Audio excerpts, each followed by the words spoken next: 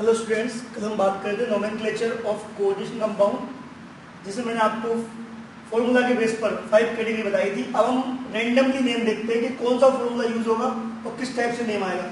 तो first example जो मैं देख रहा हूँ वो है NaAgCN2। यहाँ देखें, जो आयनिक स्फीयर है उसमें सोडियम है और ये वाला कोऑर्डिनेशन स्फीयर है। तो हमने फॉर्मूला बताया था कि जब आयनिक स्फीयर में केटायन होगा, तो जब आयनिक स्फीयर में केटायन होगा तो सबसे पहले हम लिखेंगे केटायन का नाम। नेम ऑफ केटायन सबसे पहले आएगा, तो आ गया सोडियम। फिर नेम ऑफ लिगेंड, लिगेंड कितने यहाँ पर 2 हैं तो डाई आएगा।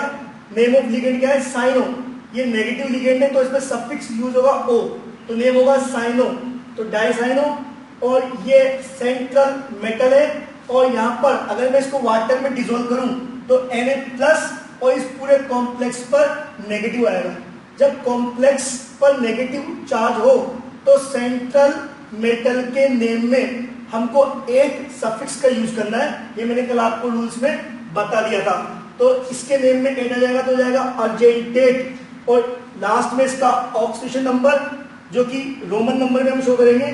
तो ध्यान देंगे, सोडियम +1, Ag का आपको निकालना है तो X, Cn पर -1 तो 2 कितना हो गया? -2 = 0, तो X = 2 - 1 तो कितना हो जाएगा? +1। तो मैं दोबारा रिपीट कर रहा हूं। सबसे पहले नेम ऑफ केटायन सोडियम, फिर name of ligand dicyano, name of central metal with 8 argentate, और लास्ट में ऑक्सीडेशन नंबर वो आपको रोमन में शो करनी है। तो ये फर्स्ट एग्जांपल हो गया। सेकंड एग्जांपल देखिए, इस एग्जांपल में कोई भी आयनिक स्फीयर नहीं है, ना तो केटायन है ना एनायन। आयनिक स्फीयर नहीं है लेकिन कॉम्प्लेक्स एनायन है। इस कॉम्प्लेक्स पर क्या है? नेगेटिव चार्ज है, तो ये कॉम्प्लेक्स एनायन है। तो यहाँ पर जब आयनिक स्फीयर नहीं, सबसे पहले किसका नेम आएगा? Name of ligand. तो लिगेंड कौन है? साइनो। कितने लिगेंड है? 4, तो 4 के लिए क्या आता है? Tetra. Name of ligand cyano. Central metal कौन है? निकिल। लेकिन कॉम्प्लेक्स पर एनायन है, कॉम्प्लेक्स पर एनायन है तो सेंट्रल मेटल के नेम में सफिक्स 8 आएगा, तो हमको लिखना पड़ेगा निकलेट। और फिर सेकंड, और क्योंकि ये कॉम्प्लेक्स एनायन बन चुका है तो लास्ट में हमको आयन लिखना पड़ेगा। ये सब मैंने आपको फॉर्मूले कर बता दिए थे। आज मैं उनके और एग्जांपल ले रहा हूं, तो ध्यान देंगे दोबारा। सबसे पहले name of ligand tetra cyano, name of central metal with 8 nickelate, oxidation number 2 तो सेकंड, और लास्ट में क्योंकि ये कॉम्प्लेक्स एनायन है तो लास्ट में आएगा आयन। नेक्स्ट एग्जांपल देखेंगे, यहां पर सेंट्रल मेटल CO। ध्यान देंगे, ये तो कोबाल्ट है और ये जो लिगेंड है ये है कार्बोनिल। ये कोबाल्ट है और ये कार्बोनिल है। यहां पर कोई आयनिक स्फीयर नहीं है, ना तो केटायन है ना एनायन है आयनिक स्फीयर में, और कॉम्प्लेक्स पर कोई चार्ज भी नहीं है। इसका मतलब ये जो कंपाउंड है ये न्यूट्रल कॉम्प्लेक्स कंपाउंड है। तो सबसे पहले क्या आएगा? Name of ligand. लिगेंड कितने? 6 है, हेक्सा। नेम ऑफ लिगेंड क्या है? कार्बोनिल। मैं बताया था आपको, CO न्यूट्रल लिगेंड है तो नेम इसका एज इट इज आएगा, कोई सफिक्स यूज नहीं होगा, तो हेक्सा कार्बोनिल। अब कॉम्प्लेक्स पर नेगेटिव चार्ज नहीं है इसलिए सेंट्रल मेटल के नेम में 8 नहीं आएगा, एज इट इज लिख देंगे हम कोबाल्ट। और फिर इसका ऑक्सीडेशन स्टेट 0 है क्योंकि ये न्यूट्रल लिगेंड है, तो X - 0 = 0, तो X = 0। तो कहने का मतलब सबसे पहले नेम ऑफ लिगेंड, ध्यान देंगे ये O छोटा लिखा हुआ है यहाँ पर, तो ये तो कोबाल्ट है और ये कार्बोनिल है। तो सबसे पहले नेम ऑफ लिगेंड कार्बोनिल, 6 है तो hexa carbonyl. Name of central metal cobalt, और इसका जो ऑक्सीडेशन स्टेट है वो है 0। नेक्स्ट एग्जांपल देखेंगे, COClONO En2। यहां देखें, यहां पर सबसे पहले नेम ऑफ लिगेंड। ये जो कंपाउंड है इस कंपाउंड में भी आयनिक स्फीयर नहीं है, ना तो आयनिक स्फीयर में केटायन है ना आयनिक स्फीयर में एनायन है, लेकिन कॉम्प्लेक्स पर पॉजिटिव चार्ज है। ध्यान दें, जब कॉम्प्लेक्स पर पॉजिटिव चार्ज आएगा तो मैंने कल बताया था कि सेंट्रल मेटल के नेम में 8 का यूज आपको नहीं करना है। अब सबसे पहले आप लिखोगे नेम ऑफ लिगेंड। ध्यान दें, ये तो C4 क्लोरो, इस लिगेंड का नाम है क्लोरो। जब मैं लिखता हूं NO2 तो हम बोलते हैं नाइट्रो। जब मैं लिखता हूं ONO तो डोनर O जाता है। हमने बताया था कि NO2 एम्बिडेंटेड लिगेंड है, इसमें डोनर N भी होता है, डोनर O भी होता है। अगर डोनर N होता तो नाइट्रो बोलते हैं, अगर डोनर O होता है तो बोलते हैं नाइट्रीटो। ये जो लिगेंड है ये है इथाइलिन डाई एमाइन, बताया था मैंने आपको इथाइलिन डाई एमाइन, जिसमें कि बाइडेंटेड लिगेंड है और इसका जो सिंबल होता है वो होता है EN। तो इन सब लिगेंड में अल्फाबेटिकल सबसे पहले C4 क्लोरो आता है, तो नेम ऑफ लिगेंड सबसे पहले आएगा क्लोरो। अब इथाइलिन डाई एमाइन, इसके नेम में पहले ही डाई आ रहा है, और मैंने बताया था कि जब किसी लिगेंड के नेम में डाई ट्राई पहले से ही आता हो तो उनमें 2 के लिए बिस लगाते हैं, तो हमको पहले लिखना पड़ेगा बिस। ये बिस क्यों है? क्योंकि यहाँ पर 2 लिगेंड तो आ गया बिस। अब नेम ऑफ लिगेंड क्या है? इथाइलिन डाई एमाइन, तो हमने लिख दिया इथाइलिन डाई एमाइन और इसको ब्रैकेट में बंद कर दिया। कहने मतलब ये हुआ कि इथाइलिन डाई एमाइन कितने? 2 हैं, तो कितने आगे क्या आ गया? बिस। इसके बाद इस लिगेंड का नेम ये एंड पे है नाइट्रीटो, और लास्ट में नेम ऑफ सेंट्रल मेटल जिसमें एक नहीं आएगा कोबाल्ट। ऑक्सीडेशन स्टेट देखें, X कोबाल्ट की, Cl की -1, ONO की -1, इथाइलिन डाई एमाइन बाइडेंटेड लेकिन न्यूट्रल लिगेंड है तो उसका चार्ज कितना हो गया? 0 इक्वल्स टू +1। तो उधर देखिए 2 उधर चल जाएंगे, कितना हो जाएगा? +3 हो जाएगा। तो थर्ड और लास्ट में क्योंकि ये कॉम्प्लेक्स केटायन है इसलिए आ गया आयन। मैं दोबारा रिपीट कर रहा हूं, सबसे पहले name of ligand C4 chloro, 2 है तो bis, ethylene diamine, nitrito, cobalt third, और इसके लिए आयन। नेक्स्ट एग्जांपल देखेंगे। इस एग्जांपल में आयनिक स्फीयर में केटायन है, ध्यान दें, इस एग्जांपल में आयनिक स्फीयर में क्या है? केटायन है। तो सबसे पहले क्या आएगा? Name of cation. अब केटायन क्या है भाई? पोटेशियम है, और मैं बताया था कि जो आयनिक स्फीयर के जो आयन है उनके आपको नंबर शो नहीं करने, मतलब आपको ट्राई पोटेशियम लिखने की जरूरत नहीं है, ओनली पोटेशियम ही शो करना है। तो सबसे पहले नेम ऑफ केटायन पोटेशियम। ये जो लिगेंड है C2O4 ये बाइडेंटेड नेगेटिव लिगेंड है, हमने पढ़ा था बाइडेंटेड नेगेटिव, जिसका नेम होता है ऑक्जेलेटो। अब यहाँ पर 3 है तो आप ट्राई भी लगा सकते हो, पर लेकिन जो बाइडेंटेड लिगेंड है उनके लिए बिस ट्रिस का यूज करते हैं, तो 3 के लिए क्या आ गया? Tris oxalato. और आपको पता है कि जब वाटर में डिसॉल्व करूंगा तो 3K+ और इस कॉम्प्लेक्स का आएगा -3, तो जब कॉम्प्लेक्स पर नेगेटिव चार्ज आएगा तो सेंट्रल मेटल में 8 का यूज होगा, फेरेट थर्ड। मैं फिर रिपीट कर रहा हूं, सबसे पहले नेम ऑफ केटायन क्या है? पोटेशियम। इसके नंबर को शो नहीं करना है, ओनली पोटेशियम। लिगेंड कितने? 3, तो tris. Name of ligand oxalato, tris oxalato, ferrate, और लास्ट में थर्ड, इसका ऑक्सीडेशन नंबर आ जाएगा। नेक्स्ट एग्जांपल देखेंगे। इस एग्जांपल में ये तो कोऑर्डिनेशन स्फीयर है और ये है आयनिक स्फीयर। तो यहाँ पर आयनिक स्फीयर में केटायन है और यहाँ पर आयनिक स्फीयर में क्या है? एनायन है। ये केटायन है और ये एनायन है। हमने बताया था कि केटायन तो ब्रैकेट के आगे साइड में आएगा और एनायन ब्रैकेट में पीछे की साइड में आएगा। और जब इनका जब नेम लिखते हैं तो हमने रूल बताया था कि नेम ऑफ केटायन सबसे पहले आता है और नेम ऑफ एनायन सबसे लास्ट में आता है। तो सबसे पहले क्या आएगा? Name of ligand.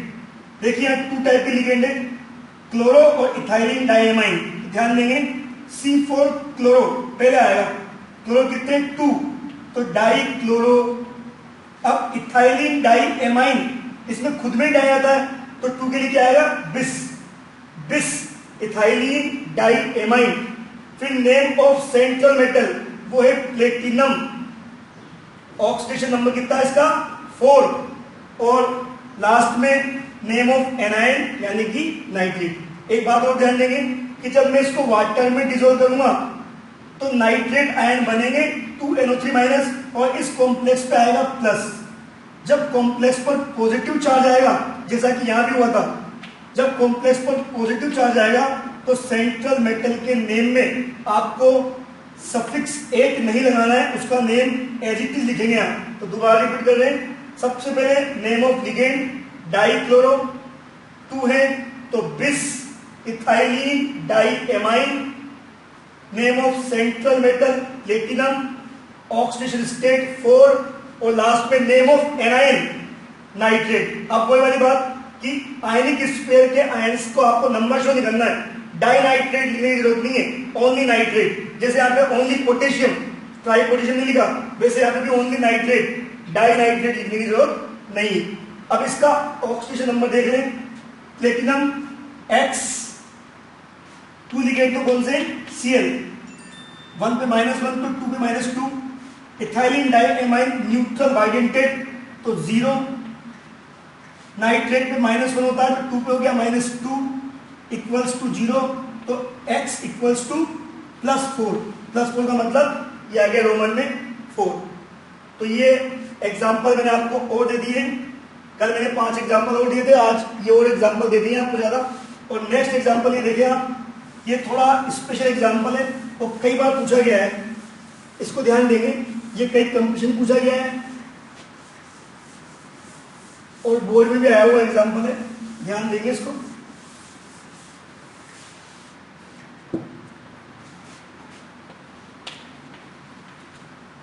Fe4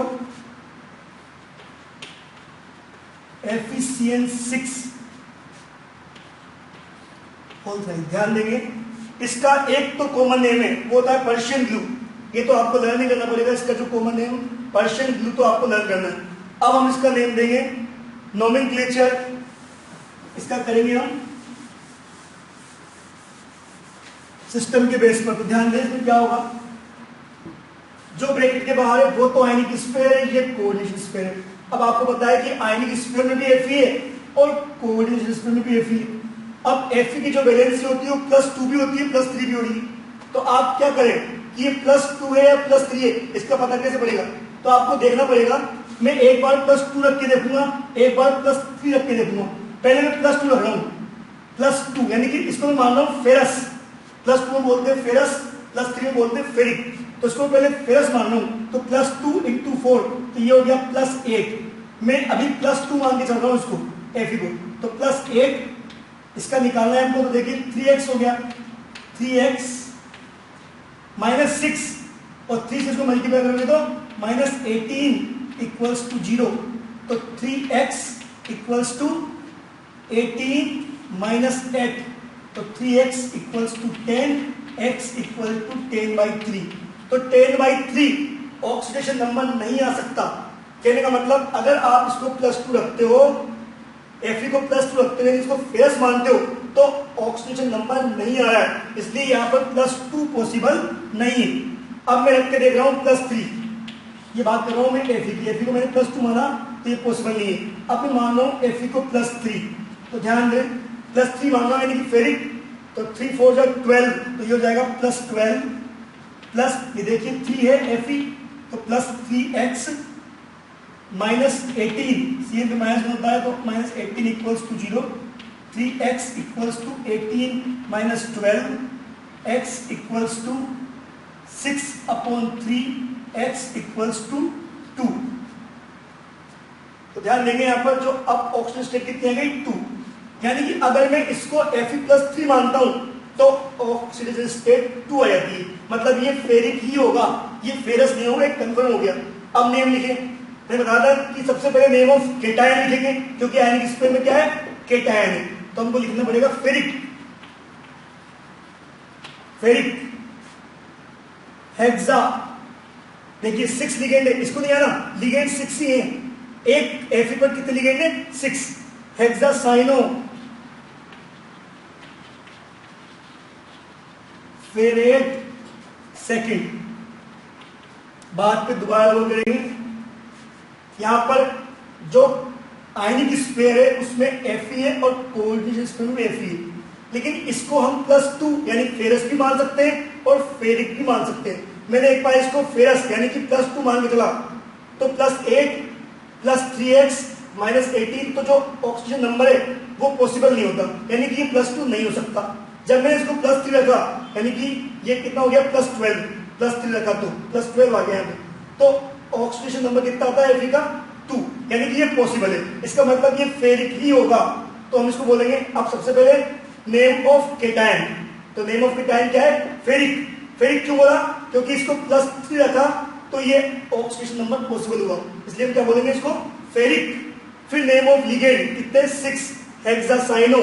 फिर लास्ट में जो नेम ऑफ सेंट्रल मेटल है उसमें 8 आएगा, क्योंकि आयनिक स्पेयर में केटायन है तो कॉम्प्लेक्स पर एनायन आएगा, और जब कॉम्प्लेक्स पर एनायन आएगा तो सेंट्रल मेटल के नेम में 8 लगेगा, यानी कि फेरेट। और लास्ट में इसका जो ऑक्सीडेशन नंबर है 2, तो यहाँ पे आ गया 2nd। तो ये नेम हुआ पर्शियन ब्लू का। तो ये आपका nomenclature of coordination compound complete होता है। तो आप इसके एग्जांपल्स और बुक में से करेंगे। Thank you very much.